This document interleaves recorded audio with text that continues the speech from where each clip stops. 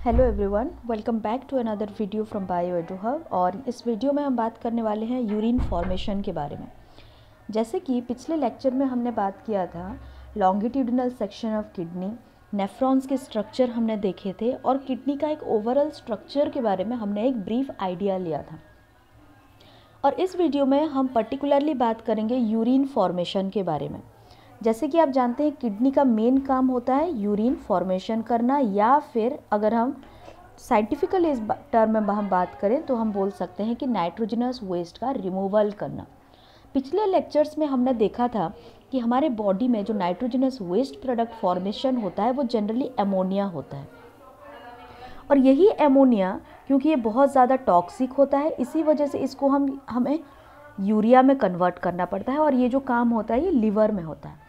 So finally blood के अंदर urea आ चुका है और ये जो यूरिया आया है अब बॉडी से हमें यूरिया को बाहर निकालना है और इसके लिए जो ऑर्गन रिस्पॉन्सिबल है वो है किडनी। और किडनी के अंदर भी हमने देखा था मिलियंस ऑफ नेफ्रॉन्स प्रेजेंट होते हैं। सो ये जो नेफ्रॉन्स होंगे ये structural and functional unit of kidney होता है। नेफ्रॉन्स का स्ट्रक्चर के बारे में भी हमने डिस्कशन कर लिया था।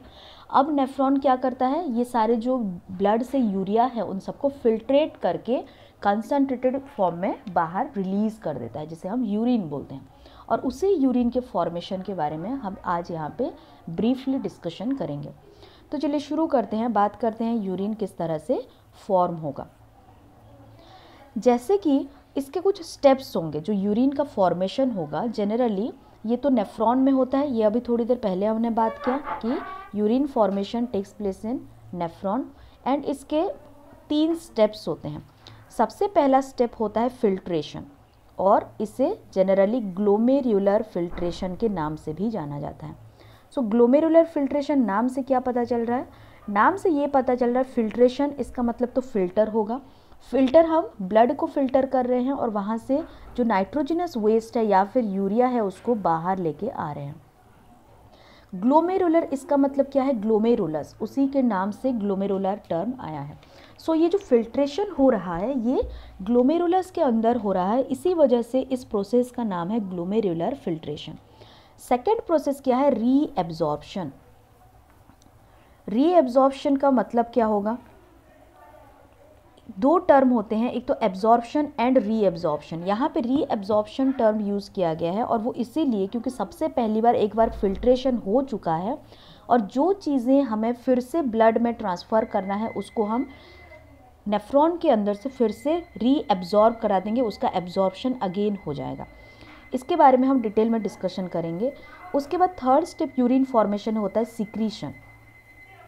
कुछ पर्टिकुलर आयॉन्स या कुछ पर्टिकुलर उसका जो पीएच है, यूरिन का पीएच मेंटेन करने के लिए H+ आयन हो गया, या फिर ब्लड एंड यूरिन में एक ऑस्मोलैरिटी मेंटेन रखने के लिए पोटेशियम आयन्स हो गए, NaCl हो गए, न्यूट्रिएंट्स हो गए, इन सब का भी कुछ सिक्रीशन होता है सो दैट कि हमारे बॉडी में ये जितने भी फ्लूइड्स हैं, यूरिया हो गया या फिर पोटेशियम हो गया, सोडियम हो गया, इनका कंसंट्रेशन एक रेगुलर मैनर में रहे, एक पर्टिकुलर ऑस्मोलैरिटी मेंटेन रहे ब्लड में, और ज़्यादा हम इसे एक्सक्रीट भी ना कर दें ताकि इनका डेफिशिएंसी हो जाए। मतलब ये सारी चीज़ें जो है हमें मेंटेन रखना पड़ता है और जिसकी वजह से कि नेफ्रॉन के अंदर कुछ पार्ट्स में, नेफ्रॉन के कुछ पार्ट्स में इन सारे आयॉन्स का सिक्रीशन भी होता है। ये सारे स्टेप हम एक एक करके अभी डिस्कशन करते जाएंगे। सो सबसे पहला हम बात करते हैं ग्लोमेरुलर फिल्ट्रेशन के बारे में। जैसे अभी हमने बोला कि जो ग्लोमेरुलर फिल्ट्रेशन होता है ये कहाँ पे देखने को मिलेगा, ग्लोमेरुलस के अंदर देखने को मिलेगा। और ग्लोमेरुलस का स्ट्रक्चर अगर आप यहाँ पे देख सकते हैं तो कुछ इस तरह का रहता है। राइट, यहाँ से फिर से प्रॉक्सिमल कन्वोल्यूटेड ट्यूब्यूल रहेगा और यहाँ पे afferent arteriole and efferent arteriole रहता है और यहाँ पे कैपिलरीज का फॉर्मेशन करते हैं। और हमने पिछले वीडियो में देखा था ये जो कैपिलरीज बनते हैं, यहाँ पे कैपिलरीज का डायमीटर शॉर्ट होता है एज़ कम्पेयर टू आर्टेरियोल।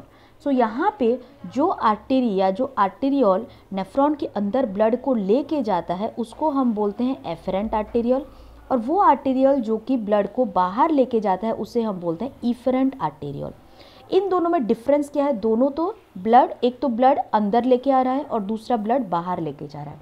दूसरा डिफरेंस ये हो जाता है कि जो एफरेंट आर्टेरियोल है, इसका अगर डायमीटर के बारे में आप स्टडी करें तो इसका डायमीटर ज़्यादा रहेगा as compared to efferent arteriole. और उसका बेनिफिट के बारे में भी हमने पिछले वीडियो में बात किया था कि अगर एफरेंट आर्टेरियोल का डायमीटर ज़्यादा है तो डेफिनेट सी बात है कि यहाँ पे ब्लड जो है वो ज़्यादा वॉल्यूम में फ्लो होगा। लेकिन इफरेंट आर्टेरियोल का डायमीटर शॉर्ट है या फिर कम है, जिसके वजह से कि यहाँ से जितना ब्लड अंदर आ रहा है उतना ब्लड बाहर नहीं जा पाएगा। तो यहाँ पे क्या होता है, इस कैपिलरी रीजन में एक प्रेशर क्रिएट होता है और उसी प्रेशर के कारण ब्लड धीरे धीरे नीचे ग्लोमेरुलस के अंदर फिल्टर होता चला जाता है। ओके, सो इसके बारे में हम आगे देखेंगे। सो यहाँ पे देखिए ग्लोमेरुलर फिल्ट्रेशन, मतलब ग्लोमेरुलस में फिल्ट्रेशन हो रहा है। और फिल्ट्रेशन किसका हो रहा है, अगर हम बात करें तो यहाँ पे ब्लड का फिल्ट्रेशन हो रहा है। इसी ब्लड के अंदर यूरिया प्रेजेंट होगा और भी कई सारे आयन्स प्रेजेंट होंगे, जैसे कि हमने पढ़ा था ब्लड जब हम डिस्कस कर रहे थे तब हमने देखा था कंपोजिशन ब्लड के बारे में। ब्लड में बहुत सारी चीज़ें होती है, प्रोटीन भी आपको देखने को मिलेंगे, बहुत सारे प्रोटीन्स होंगे, आरबीसीज होंगे, डब्ल्यूबीसीज होंगे, राइट। उसके साथ साथ आयन्स भी प्रेजेंट होते हैं, सोडियम आयन हो गया, पोटाशियम आयन्स हो गए, क्लोराइड आयन्स हो गए, ये सारे आयन्स भी आपको देखने को मिलेंगे।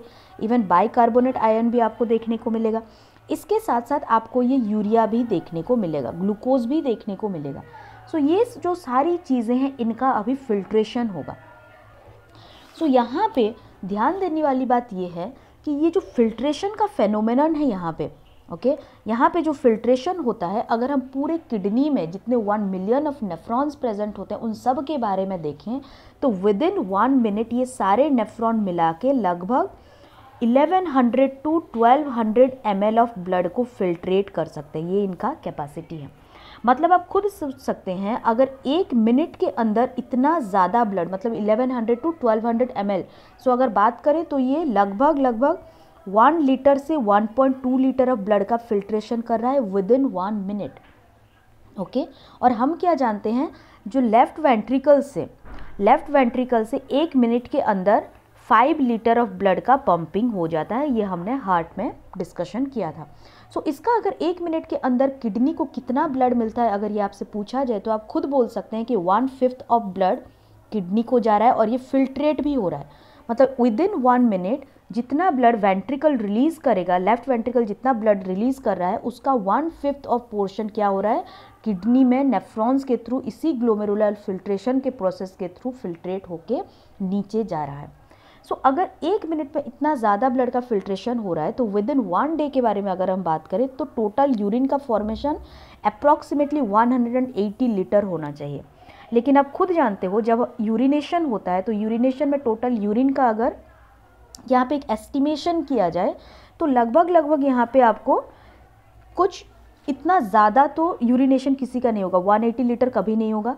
इसमें आपको अप्रॉक्सीमेटली कितना यूरिनेशन देखने को मिलेगा एक इंसान में, 1 लीटर तक यूरिनेशन देखने को मिलेगा। सो यहाँ पे फिल्ट्रेशन तो 180 लीटर का हो रहा है लेकिन यूरिनेशन सिर्फ और सिर्फ 1 लीटर का हो रहा है। तो बाकी इतने सारे जो वॉल्यूम है फिल्ट्रेशन का वो कहाँ पे जाएगा। तो सिंपल सी बात है, हमने यहाँ पे स्टेप्स के बारे में देखा था। यहाँ पे कितने सारे स्टेप्स होते हैं। सबसे पहला ग्लोमेरुलर फिल्ट्रेशन था जिसके थ्रू की फिल्ट्रेशन हो रहा था। सेकंड रीएब्जॉर्प्शन हो रहा था। सो अभी आपको समझ में आ रहा होगा कि यहाँ पे रीएब्जॉर्प्शन का फेनोमेना देखने को मिलता है क्योंकि बाकी जितना भी वॉल्यूम बच रहा है यहाँ पे सारा का सारा फिल्ट्रेशन अगेन ब्लड में रीएब्जॉर्ब हो जाता है और ये अगेन ब्लड वॉल्यूम को मेंटेन करने लग जाते हैं। अगर ये ऐसा नहीं होता, 1 मिनट के अंदर 1 लीटर यूरिनेशन अगर हो रहा होता, 1 लीटर फिल्ट्रेशन जितना हुआ मान लो उतना ही यूरिनेशन हो गया, तो उस केस में क्या होगा, लेफ्ट वेंट्रिकल एक बार में 1 मिनट के अंदर 5 लीटर ब्लड फिल्ट्रेट कर दिया, 5 लीटर ब्लड इसको पंपिंग कर दिया। पंपिंग करने के बाद उस 5 लीटर में से 1 लीटर हमेशा मान लो फिल्ट्रेशन होकर बाहर यूरिनेशन के थ्रू चला गया। तो इस केस में क्या हो जाएगा, हमारे बॉडी में जो ब्लड वॉल्यूम है वो भी मेंटेन नहीं रह पाएगा, राइट। इसी ब्लड वॉल्यूम को मेंटेन करने के लिए हम क्या करते हैं, अगेन फिल्ट्रेशन जितना भी हुआ होता है उसमें से मोस्ट ऑफ द फिल्ट्रेट को अगेन हम रीएब्जॉर्ब करा देते हैं। और ये जो रीएब्जॉर्प्शन का फिनोमेनन है ये नेफ्रॉन के अलग अलग पार्ट्स में आपको देखने को मिलेंगे, जिसके बारे में कि हम जब रीएब्जॉर्प्शन डिस्कस कर रहे होंगे तब उसके एक अच्छे से और डिटेल में हम लोग उसको देखेंगे। सो यहाँ पे अगर हम बात करें, अभी जैसे कि हमने देखा ब्लड का फिल्ट्रेशन हो रहा है, ब्लड फिल्ट्रेशन ग्लोमेरुलस के अंदर हो रहा है, राइट। और इस ग्लोमेरुलस का अगर स्ट्रक्चर को डिटेल में देखा जाए तो यहाँ पे एपिथेलियल सेल्स प्रेजेंट होंगे। जैसे कि हम जानते हैं कोई भी ऑर्गन के बारे में हम बात करें, कोई भी स्ट्रक्चर बॉडी के अंदर जो भी इंटरनल ऑर्गन्स हैं उसका आउटर मोस्ट कवरिंग एक एपिथेलियल टिश्यू बना रहा होगा। सो यहाँ पे भी इसी ग्लोमेरुलस के अंदर भी एपिथेलियल टिश्यूज इस तरह से प्रेजेंट होंगे, एपिथेलियल सेल्स प्रेजेंट होंगे। सो ये सेल्स ऐसे अरेंज्ड होते हैं कि इनके बीच में छोटे छोटे स्लिट बन जाते हैं। स्लिट का मतलब बहुत छोटे छोटे पोर्स हो जाएंगे। सो हम जानते हैं ग्लोमेरुलस के अंदर afferent arteriole and efferent arteriole रहता है इस तरह से, राइट। ये हो गया एफरेंट आर्टेरियोल और इसके बीच में कैपिलरीज का फॉर्मेशन हो गया और इफरेंट आर्टेरियोल से ब्लड इस तरह से बाहर जाएगा। अब यहाँ पे जैसे कि थोड़ी देर पहले हमने डिस्कशन किया कि afferent arteriole and efferent arteriole दोनों के डायमीटर में डिफरेंस होता है, जिसके वजह से कि कैपिलरी रीजन में यहाँ पे एक प्रेशर बिल्डअप होगा। सो यहाँ पे जैसे ही प्रेशर बिल्डअप हुआ, ब्लड में जो भी पार्टिकल इस कैपिलरी के थ्रू ट्रांसफ़र हो सकता है, मतलब जितने छोटे मोटे पार्टिकल्स हैं वो सारे क्या हो जाएंगे, नीचे ट्रांसफ़र हो जाएंगे। और नीचे कौन सा मेम्ब्रेन है, ग्लोमेरुलस का एपिथेलियल टिश्यू है और एपिथेलियल मेम्ब्रेन है। और इसी एपिथेलियल मेम्ब्रेन के बीच में क्या प्रेजेंट है, यहाँ पे आप देख सकते हैं छोटे छोटे पोर्स यहाँ पे है। सो ये पोर के बीच में ये क्या हो जाएंगे, जितने भी फिल्ट्रेशन हुआ होगा वो नीचे इस तरह से आ जाएगा, नीचे मतलब इस ग्लोमेरुलर रीजन में आ जाएगा और इसी तरह से ब्लड का फिल्ट्रेशन होता है। तो यहाँ पे जैसे हम एल्वियोली में देखे थे, एल्वियोली के कितने मेम्ब्रेन्स होते हैं कि इनके थ्रू ब्लड पास होता है, उसी तरह से यहाँ पे भी इसी फिल्ट्रेशन के दौरान भी ब्लड को कुछ मेम्ब्रेन के थ्रू पास करना पड़ता है। सबसे पहला मेम्ब्रेन कौन सा हो गया, endothelium of glomerular blood vessel. यहाँ पे ग्लोमेरुलस के पास जो ब्लड वेसल है उसको हम बोलेंगे ग्लोमेरुलर ब्लड वेसल। और यहाँ पे हमें क्या देखने को मिल रहा है, कैपिलरीज देखने को मिल रहे हैं। ये जो कैपिलरीज हैं वो क्या हो जाएंगे, ग्लोमेरुलर ब्लड वेसल हो जाएंगे। मतलब सबसे पहले अगर ब्लड को बाउमेंस कैप्सूल या फिर ग्लोमेरुलस के अंदर आना है तो सबसे पहले किसको क्रॉस करना होगा, ये जो ब्लड वेसल है इसी के एंडोथेलियल लेयर को क्रॉस करना होगा। क्योंकि हम जानते हैं ब्लड वेसल के अंदर भी एक कुछ लेयर्स प्रेजेंट होते हैं, 3 लेयर के बारे में हमने डिस्कशन किया था। उसका जो लेयर्स होते हैं उस लेयर के थ्रू यहाँ पे पास करना पड़ेगा। और कैपिलरी में ये जो लेयर्स होते हैं ये काफ़ी थिन होते हैं और सिर्फ एंडोथेलियम के बने हुए होते हैं। इसी वजह से इसको सबसे पहले उसी ब्लड वेसल के एंडोथेलियम से पास करना होगा। सेकेंड लेयर ये क्या होता है, बाउमेंस कैप्सूल, इसका भी एपिथेलियम होगा डेफिनेटली, ओके। सो बाउमेंस कैप्सूल का भी एपिथेलियम, इसको ब्लड को क्रॉस करना होगा। सो ये दोनों लेयर हैं जिसको कि ब्लड को क्रॉस करके फाइनली बाउमेंस कैप्सूल या फिर ये जो वेसिकल है यहाँ पे इसके अंदर आना होगा। और बीच में इन दोनों के बीच में एक छोटा सा गैप रहता है जिसे बोलते हैं बेसमेंट मेम्ब्रेन। बेसमेंट मेम्ब्रेन हमने एल्वियोली में भी पढ़ा था। ये कौन से मेम्ब्रेन होते हैं, इन दोनों के बीच में, मान लो ये वेसल है और ये ग्लोमेरुलस है, तो इन दोनों के बीच में एक छोटा सा रीजन, इसी रीजन को क्या बोला जाता है, बेसमेंट मेम्ब्रेन। एक छोटा सा मेम्ब्रेनस स्ट्रक्चर, ये बेसमेंट मेम्ब्रेन है और बेसमेंट मेम्ब्रेन के थ्रू ब्लड पास होके फाइनली ग्लोमेरुलस में चला जाएगा। सो ये था, ये क्वेश्चन पूछा जाता है और आपको ये ध्यान में भी रखना चाहिए कि कौन कौन से मेम्ब्रेन के थ्रू ब्लड का फिल्ट्रेशन हो रहा है। क्योंकि देखिए यहाँ पे बहुत छोटे छोटे स्लिट्स प्रेजेंट होते हैं और मोस्टली जितने भी ब्लड के कार्पसल्स होते हैं या फिर जितने भी पार्टिकल्स होते हैं, except most of the proteins, क्योंकि प्रोटीन का साइज़ काफ़ी ज़्यादा होता है तो ये कैपिलरी के जो छोटे छोटे पोर्स होते हैं इसमें से पास नहीं कर सकते। सो प्रोटीन को छोड़ के बाकी जितना भी हिस्सा होता है ब्लड का, जो भी फ्लूइड नेचर है, जो भी फ्लूइड है उसमें, वो सारे पास हो जाते हैं। और इसी वजह से इस प्रोसेस का नाम क्या रखा गया है, अल्ट्रा फिल्ट्रेशन। ओके, फिल्ट्रेशन हो रहा है। एंड अल्ट्रा फिल्ट्रेशन क्यों कर रहे हैं, क्यों बोल रहे हैं इसको, क्योंकि मोस्ट ऑफ द पार्टिकल जो ब्लड में प्रेजेंट होंगे उन सब का फिल्ट्रेशन हो जाएगा। मतलब आप खुद ही समझ सकते हैं कि अगर ब्लड में 1 मिनट के अंदर इतने सारे, मतलब 1 मिनट के अंदर 1 लीटर ऑफ ब्लड का फिल्ट्रेशन होता है और अगर 1 लीटर ऑफ ब्लड के सारे पार्टिकल इसी तरह से फिल्ट्रेट होते रहेंगे तो ब्लड में जो पूरे बॉडी में जो भी ब्लड वॉल्यूम होगा वो तो डिक्रीज़ होगा ही होगा, उसके साथ साथ उसके ऑस्मोलैरिटी में भी डिफरेंस आना शुरू हो जाएगा। और इसी वजह से यहाँ पे जितने भी सिक्रीशन हुआ है फर्दर हमें क्या कराना पड़ता है, रीएब्जॉर्प्शन कराना पड़ता है। सो अभी अगर हम ओवरऑल बात करें तो टोटल ग्लोमेरुलर फिल्ट्रेशन रेट कितना होता है, ग्लोमेरुलर फिल्ट्रेशन रेट जिसे कि बोला जाता है GFR। और ये GFR क्या है एक्चुअली, 1 मिनट के अंदर किडनी में कितना फिल्ट्रेशन हो रहा है, और फिल्ट्रेशन ग्लोमेरुलस में होता है, इसीलिए इसका नाम हो गया ग्लोमेरुलर फिल्ट्रेशन रेट। जब हम रेट के बारे में बात कर रहे होते हैं तो एक पर्टिकुलर टाइम के बारे में भी बात करते हैं, जैसे कि यहाँ पे जब GFR के बारे में हम बात कर रहे हैं तो 1 मिनट के अंदर पूरे के पूरे किडनी में जितने नेफ्रॉन्स हैं उन्होंने कितना ml ऑफ ब्लड को फिल्ट्रेट किया, और ये जो GFR होता है ये कितना होता है, ये 125 ml पर मिनट होता है। ओके, ये 125 ml पर मिनट होगा। ये पूरे किडनी का ही एक ऑलमोस्ट डेटा है। ओके, सो इससे बोला जाता है GFR, और इसी GFR से जब हम कैलकुलेट करते हैं तो फाइनली हमारे पास एक दिन में 180 लीटर ऑफ फिल्ट्रेट मिल जाता है। और हम जानते हैं कि पूरा का पूरा फिल्ट्रेट जो है वो बाहर एक्सक्रीट नहीं होता, और 99.9% फिल्ट्रेट जो होगा वो कैसा हो जाएगा, ये एब्जॉर्ब हो जाएगा, जो कि रीएब्जॉर्प्शन के थ्रू चला जाएगा। सो नेक्स्ट यहाँ पे जब सिक्रीशन होगा तो कौन सा सिक्रीशन होता है, यहाँ पे एक्चुअली ट्यूबुलर सिक्रीशन होता है। ओके, सो ये जो ट्यूबुलर सिक्रीशन है, ये सिक्रीशन के टाइम पे क्या होता है, जो भी मटेरियल्स होंगे जो कि ब्लड वॉल्यूम को या फिर ब्लड के pH को मेंटेन रखने के लिए, पोटाशियम आयंस हो गया या सोडियम आयंस हो गया, इन सब का सिक्रीशन होगा।